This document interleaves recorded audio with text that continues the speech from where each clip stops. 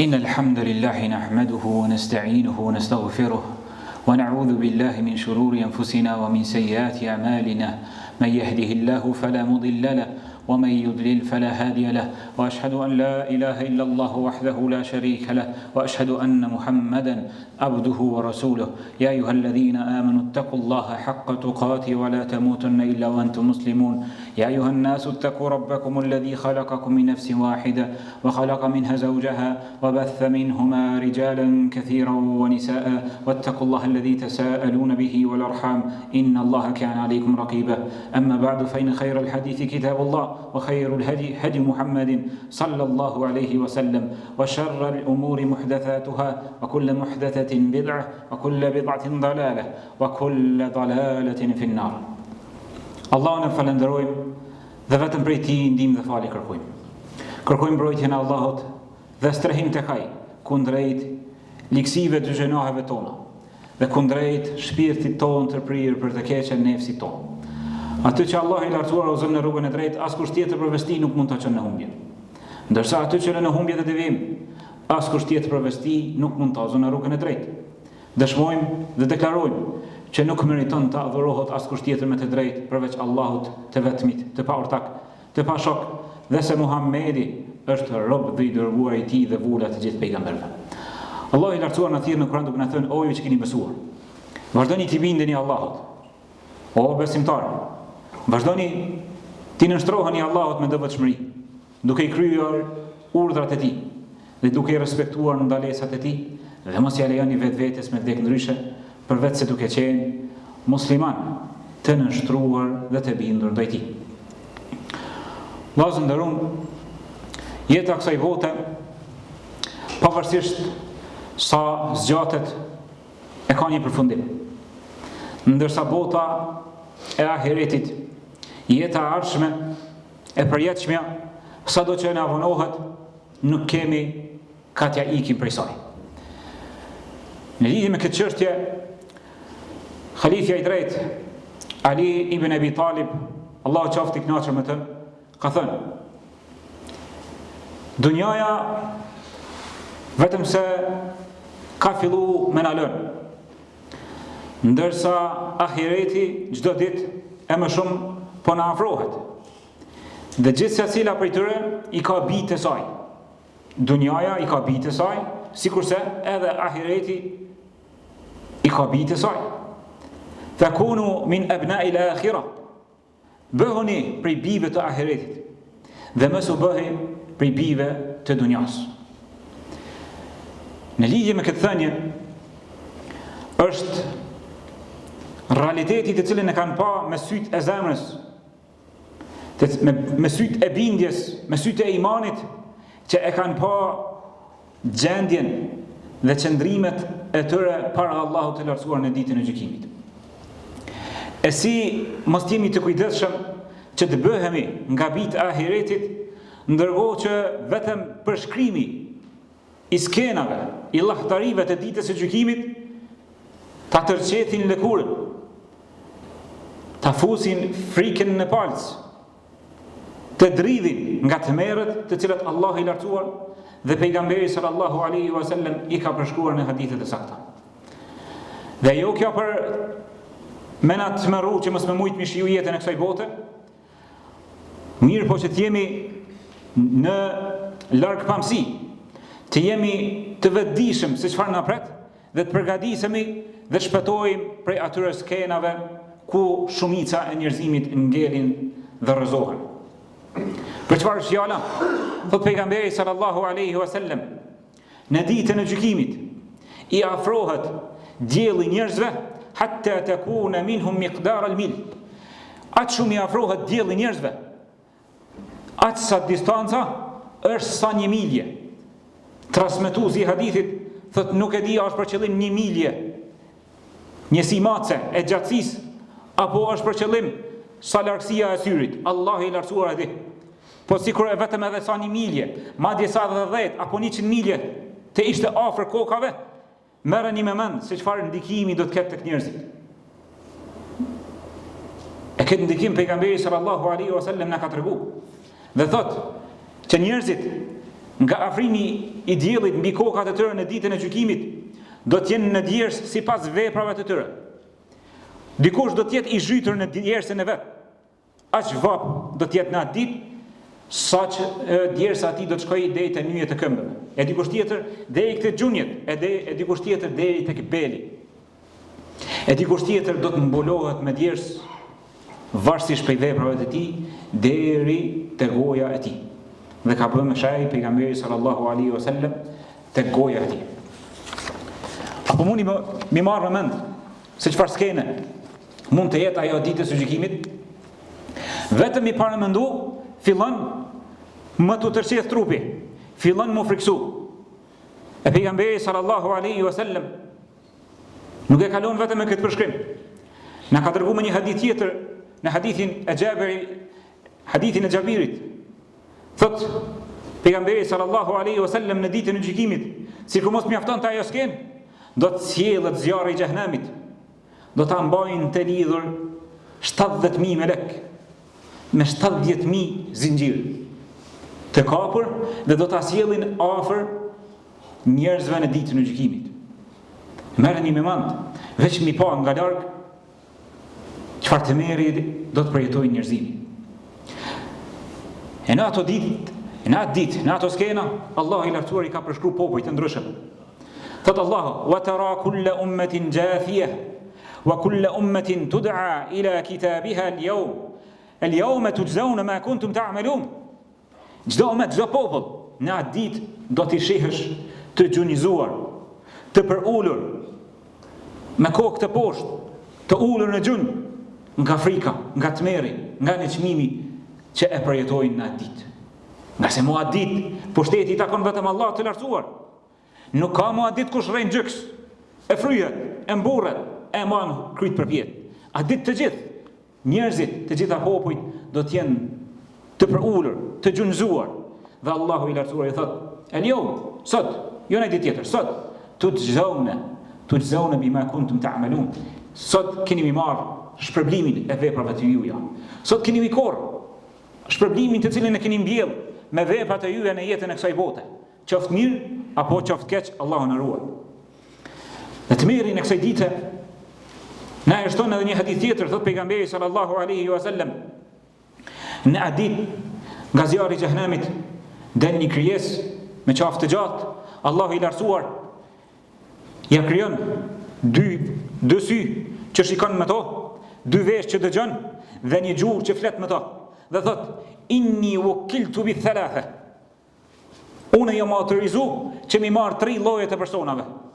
E pi këtyre 3 llojeve të personave e përmend njërin prej tyre që është më i rrezikshëm, i cili kanoset dhe rrezikohet më së shumti të përfundojë në zjarrin e xhehenemit në përjetësi. Thot pejgamberi sallallahu alaihi wasallam: "Bi kulli man da'a ma Allahi ilahan akhar." Unë jam autorizu që ta marr dhe ta fus në zjarrin e xhehenemit ata persona të cilët e lusin Allahun e lartësuar dhe bashkë me të e lusin edhe dikën tjetër.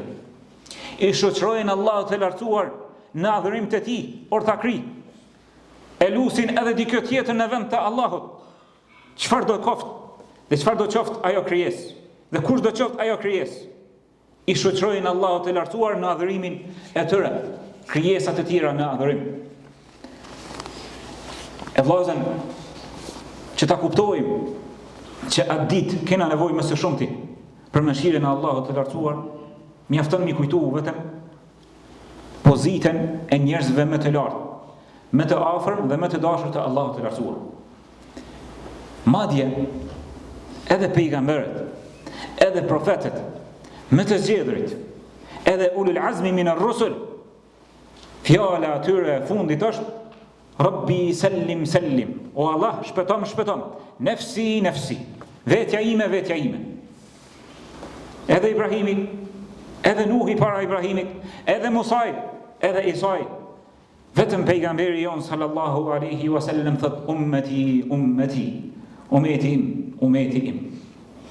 Kjo skenë vllazën është e frikshme. Kjo skenë Allah i lartësuar na ka përshkruar në forma të ndryshme, nga këndvështrime të ndryshme, që ta mbajmë para syve tanë në jetën, në kohën në të cilën po jetojmë, ku gjithë secili prej nesh, pa përjashtim, vrapojmë si të pamend mas jetës së kësaj bote. Vrapojmë me vetdije apo pa vetdije, në kërkim dhe në shtim të pasurisë. Këtë gjendje, këtë realitet do ta kuptojmë qysh në momentet e para kur na vjen melekul mauti, apo qysh në momentet e para kur hidhemi në varr. Elhaakumut takathur hatta zurtumul maqabir. Ju ka hutu rivaliteti në shtim të çështjeve të dunjas. Deri kur? Derisa ti vizitoni varrezat. Derisa ti vizitoni, ju të bëhej banuas të përjetshëm të varrezave. Vizitor, do të ringjalleni dhe do të na pret kjo skenë në ditën e gjykimit. Në atë ditë të frikshme, edhe vllau prej vllaut ik. Vllaut prej gjakit, me atë vlla të cilin e kemi nda të njëjtin bark tek nëna, prej atij ik, madje edhe më shumë, ik prej fëmijëve, që kretë jetën e shpenzon, që t'ja sigurosh të mirat e kësaj bote, dhe prej ti ik. Le baba me ik, po ik nëna, që Allahu i lartësuar ka vendosur në natyrshmërinë e saj atë mëshirë të madhe për fëmijët. Kur ishe ato skena, e hedh fëmijën e saj. E hedh, i shohim njerëzit të dehur, sukara, wa laysa hum bisukara. I shohim të dehur, mirë po, ata nuk janë të dehur, mirë po dënimi i Allahut është i dhimbshëm. Njerëzve i hupën mend, nuk dinë çfarë po bëjnë, nuk dinë, e humbin të gjithë. Allah i lartësuar to skena i ka përshkruar vetëm me një qëllim, që ne mos hutohemi në jetën e kësaj bote, mos ta largojmë prej mendjes ditën e gjykimit se larg është, mos ta largojmë kiametin se larg është, se gjithë secili prej nesh e kena një kiamet të vogël afër, ajo është vdekja. Allah i lartësuar to skena i përshkruan, thotë: fa idha ja'atis sakha, kur vjen kjo brit me madhe, kjo ushtim maramense, yawma yafirru al-mar'u min akhi, atë ditë ik njeriu prej vllaut të tij, wa ummihi wa abi, o vllazën ik prej nonës e prej babës, ata të cilët i respekton, i mëshiron, sillet mirë me ta. Ik njeriu edhe prej nënës edhe babës, wa sahibatihi wa bani, dhe prej bashkëshortës që tërë jetën e tij e ndan shtratin me të, dhe në atë ditë edhe prej bashkëshortës ik dhe nuk don mja ditë për askë. Likulli imrin minhum yawma idhin sha'nu yughni, gjithë secili prej njerëzve e ka një çështje që i shqetëson dhe dertin të gjithë njerëzit e kanë për veten e tyre. Mirë, ala kalon Allahu i lartësuar siguri që ta largojmë këtë frikë, që t'i përvishemi kësaj sigurie, që mos ta lëshojmë prej duarve, që ta kapim me dhëmball, t'i përvjenim mëngët e t'i përvishemi mësimit të saj, që të shpëtojmë nga këto tmerre. Po, Allahu i lartësuar dhe më i dashur i tij pejgamberi jon sallallahu alaihi wasallam na ka treguar rrugën e sigurimit nga kjo frikë e madhe. Na ka treguar rrugën e shpëtimit nga këto skena të ditës së gjykimit. Këto skena që çdo njeri do të përballet me to. I shpëtuar është ai të cilin Allahu i lartësuar e shpëton me mëshirën e tij. E që të jemi nga të shpëtuarit, duhet të friksohemi në jetën e kësaj bote. Nga se Allahu i lartësuar nuk ja bashkon robit e tij dy frika, edhe frikë në dunja, edhe frikë në ahiret. Friksohesh pak në këtë dunja dhe ruhesh nga gjunahet dhe i bindesh Allahut të lartësuar në kryerjen e farzeve, e në kryerje të farzeve, faljen e namazit, e agjërimin e Ramazanit, e dhënien e zakatit, e shkuarjen në haxh nëse ke mundësi, që Allahu i lartësuar të siguroj në ditën e gjykimit dhe të ruaj nga këto tmerre dhe të tjera të cilët nuk i kemi përmendur. Allahu i lartësuar na tregon atë anijen e shpëtimit, na tregon mënyrën se si të shpëtojmë nga to llahëtari të ditës së gjykimit. Allahu i lartësuar thotë: alladhina amanu wa lam yalbisu imanahum bi dhulmin ulaika lahumul amn wa hum muhtadun. Besimtarët, pra muslimanët, të cilët e besojnë Allahun dhe i binden atij, e besojnë pejgamberin dhe i nënshtrohen dhe i binden atij, e besojnë profetët e tjerë, i besojnë me lajket dhe librat dhe ditën e gjykimit dhe kaderin e Allahut. Këta pra, besimtarët, janë ata të cilët nuk e njollosin besimin e tyre me zullum. Çfarë është fjala dhe çfarë është kuptimi i zullumit në këtë ajet? Vetë pejgamberi sallallahu alaihi wasallam na ka treguar kuptimin. Është në pyetje shirku, është në pyetje idhujtaria. E idhujtaria, shirku, është i vogël dhe i madh. Është nganjëherë vepër, nganjëherë një fjalë goje, madje edhe një fjalë shumë e vogël mund të bëj kandidat potencial që mi përjetu ato skena në ditën e gjykimit. Këta janë ata të cilët janë të siguruar. Allahu i lartuar po thotë, vetëm këtyre ju takon siguria dhe vetëm këtyre ju takon të ndjehen të sigurt nga ato frika të cilat Allahu i lartuar i ka përgatitur dhe i kërcënon robërit të cilët nuk i binden dhe nuk e besojnë Allahun dhe nuk e adhurojnë vetëm Allahun e lartuar. Dhe shpërblimi tjetër, wa hum muhtadun, dhe këta janë të udhëzuarit, të udhëzuar në jetën e kësaj bote dhe të udhëzuar në ahiret që të përfundojnë në xhenet në përjetësi. E lutim Allahun e lartuar të na bëj nasib xhenetin dhe të na bëj nga banorët e tij në përjetësi. Ky ajet vllazën vjen në kontekst kur Ibrahimi alayhi salam dialogon me popullin e tij, të cilët ishin idhujtar dhe i adhuronin yjet, i adhuronin planetet. Dhe Ibrahimi alayhi salam debaton me ta dhe ju thot që ta adhurojnë vetëm Allahun e lartësuar. Ta adhurojnë atë i cili ka krijuar të gjithë njerëzit dhe mbar krijesat.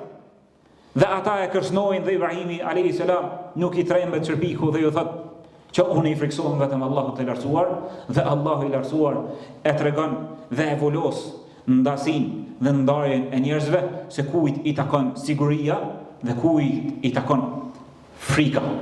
Siguria i takon atyre besimtarëve të cilët vetëm Allahun e lartësuar adhurojnë, ndërsa frika do t'i kaploj dhe ato skena të llathashme do t'i kaplojnë të gjithë jo besimtarët.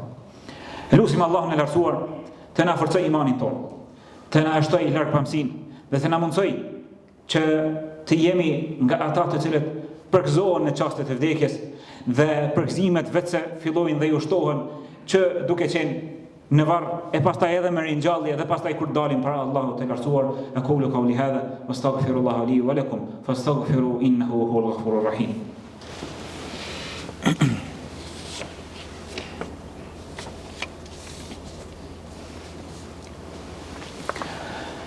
بسم الله الحمد لله والصلاة والسلام على أشرف الأنبياء والمرسلين نبينا محمد وعلى آله وأصحابه أجمعين. الله نفعل ذرين سلام هذا صلوات تشوفين فرمت داشرين تون محمد صلى الله عليه وسلم فاميلنتي شوقتي ذا جتاتا që pasojnë atë deri në ditën e gjykimit.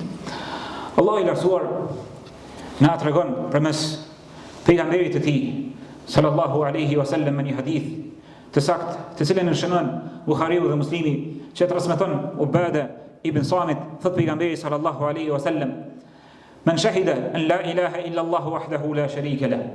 Kush dëshmon që nuk ka zot tjetër që meriton të adhurohet përveç Allahut të lartësuar, i vetmi, i pashok, i pa ortak, wa anna Muhammeden abduhu wa rasuluhu, dhe se Muhamedi është rob dhe i dërguar i tij, wa anna Isa, dhe se Isa, Jezusi pra, abduhu wa rasuluhu, është rob dhe i dërguar i tij, wa kalimatuhu alqaha ila Maryam wa ruhun min, dhe është fjala të cilën Allahu i lartësuar e ka kriju Isain të birin e Mërjemës me fjalën kun bëhu, dhe shpirt i krijuar prej Allahut të lartësuar, të cilit ju është fry Mërjemës dhe është kriju Isai alayhi salam me këtë krijim madhështor, krijim pa bab, po vetëm me nën, që ka qenë shenjë e mrekullisë së Allahut të lartësuar, dhe e beson wal jannatu haq, se xheneti është i vërtet, wan naru haq, dhe zjarri është i vërtet, adkhalahu Allahu al janna, Allahu i lartësuar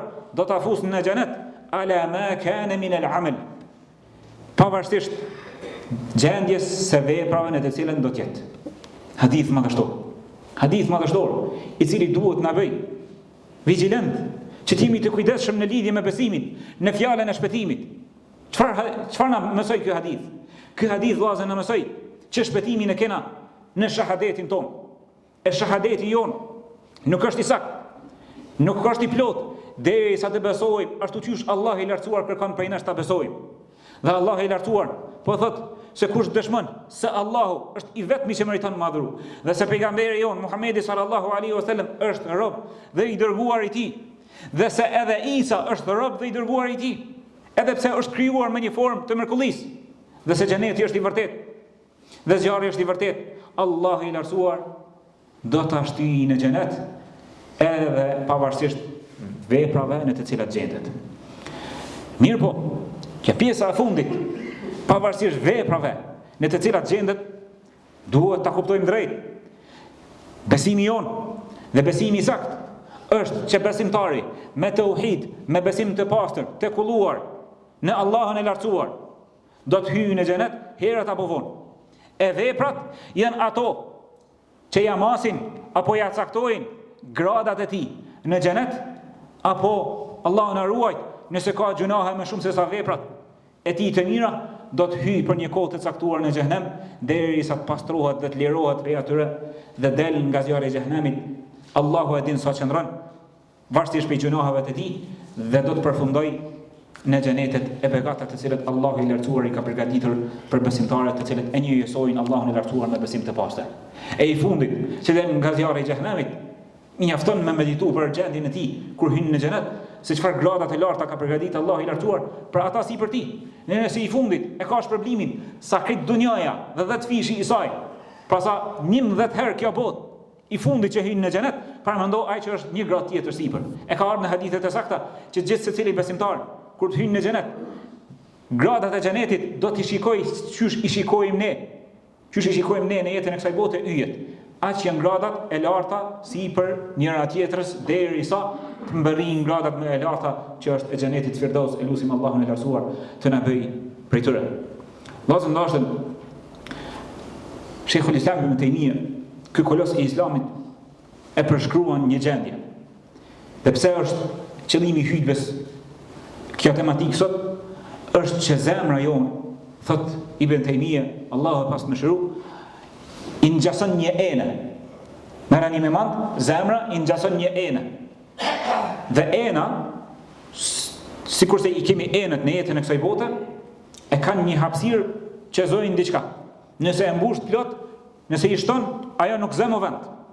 Dhe zemra është sikurse një enë. Allahu i lartësuar ja ka vendosur një rol këtij organi në trupin tonë. Sikurse dora që e ka me kap, me marr, me jap, e këmbët me ecë, edhe zemra ka një rol.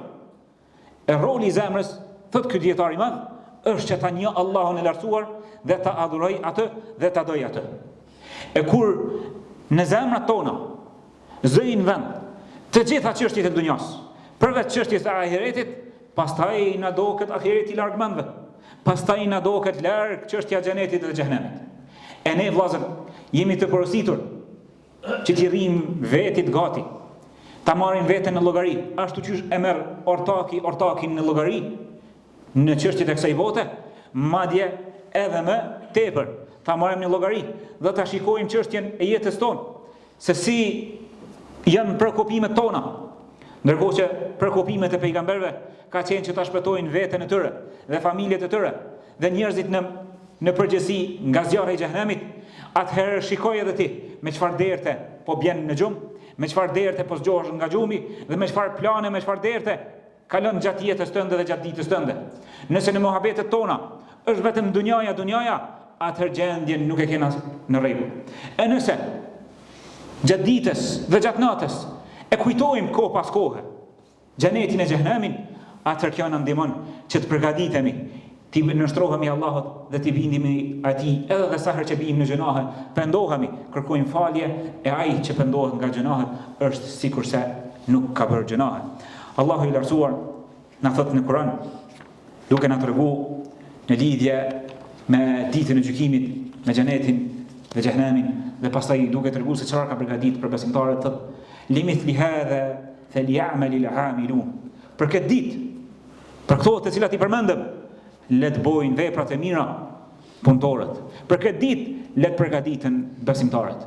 Elusim Allahun e lartësuar të na ruaj imanin tonë, imanin e më të dashurve tonë, familjarëve tonë, fëmijëve tonë dhe pasardhësve tonë. Dhe po ashtu Lutim Allahun e lartësuar të na bëj pjeshtar, ndriçues, dhe sebeb të udhëzimit të popullit tonë. Ti largojmë nga shirku, nga idhujtaria, ky zullum i madh që bëhet në vendin tonë.